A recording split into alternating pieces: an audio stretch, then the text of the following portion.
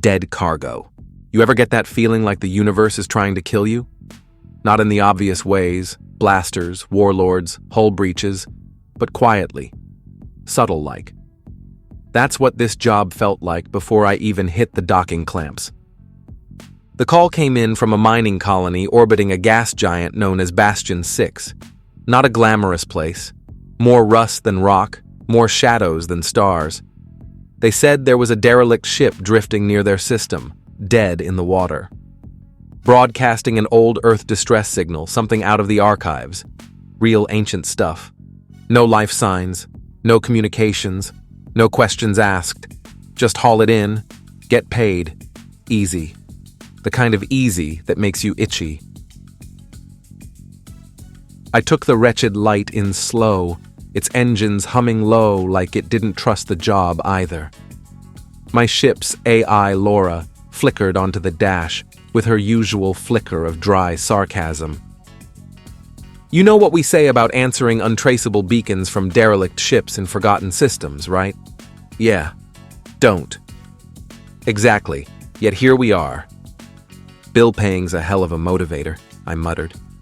The wretched light drifted closer to the ghost ship, a black shape against the stars. It was old.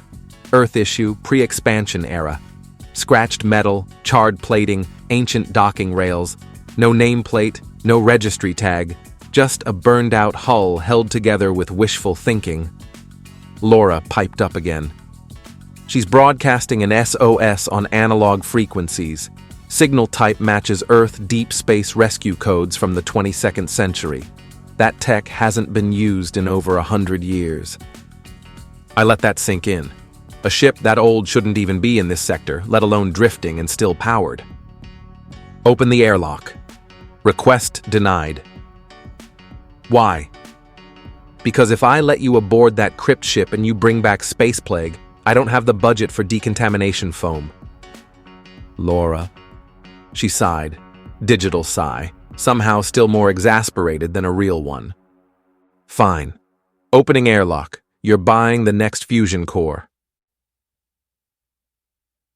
The inside of the derelict was a mausoleum. Dark, stale, quiet.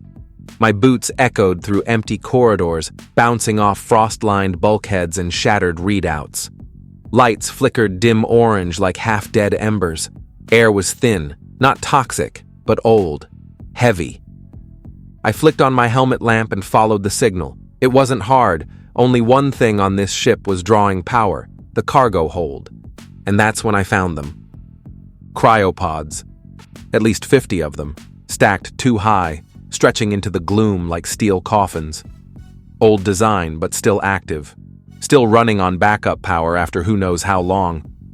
Most of them were intact, readouts glowing faint green. But one was cracked. Frost spiderwebbed across its surface. The lid was half open, and it was empty. I didn't panic.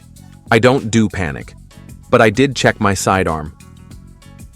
Something about the silence felt wrong. The ship wasn't just dead. It was watching, waiting. The air tasted too still. My helmet filters buzzed against something microscopic, trace elements in the air that didn't match the ship's log.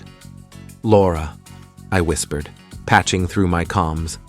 Still alive? Define alive. I found pods. Cryo. Old ones. Dozens. You mean human cargo? Exactly that. And one's open. Any signs of the occupant? None. That's not creepy at all. Want me to warm up the engines? Number not yet. You sure?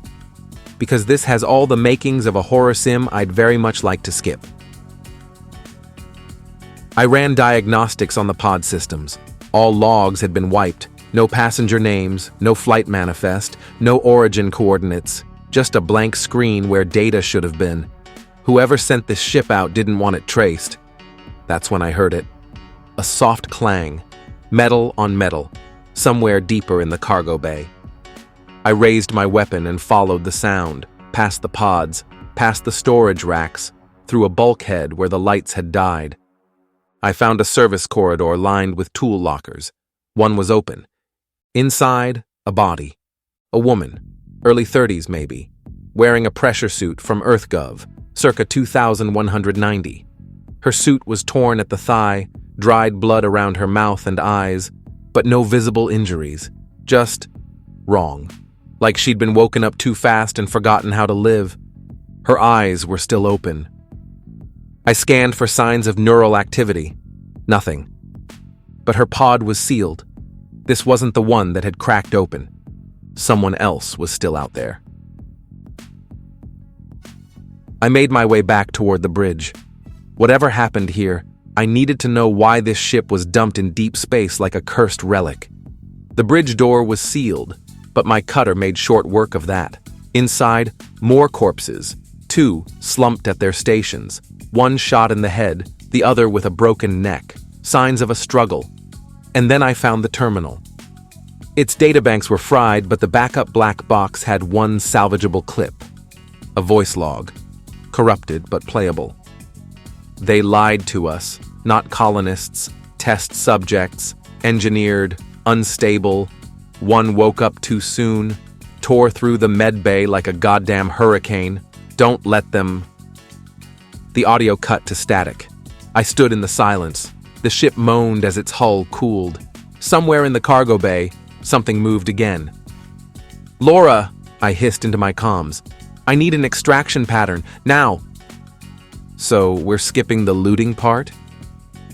Just prep the dock. I ran. The corridor behind me echoed with heavy footsteps.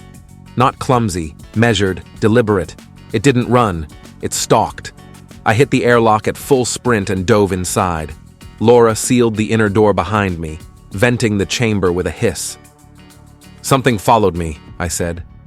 Define something. Big, fast, and angry I found it. How angry are we talking? A thud hit the outer hull, the kind that makes you flinch even from inside. Let's say hypothetically it's punching the outside of the ship. Ah, that kind of angry. Get us out of here. The wretched light roared to life, thrusters pushing us away from the ghost ship. The derelict drifted behind us, silent and still. For now. "You're going to report this?" Laura asked. "To who?" EarthGov buried this ship. If they're still doing human experimentation in deep space, it's way above my pay grade. So what do we do now? I looked out the window at the stars blinking past. We fly. That is the end for this one. Make sure you come back for more, and like and subscribe. See you soon.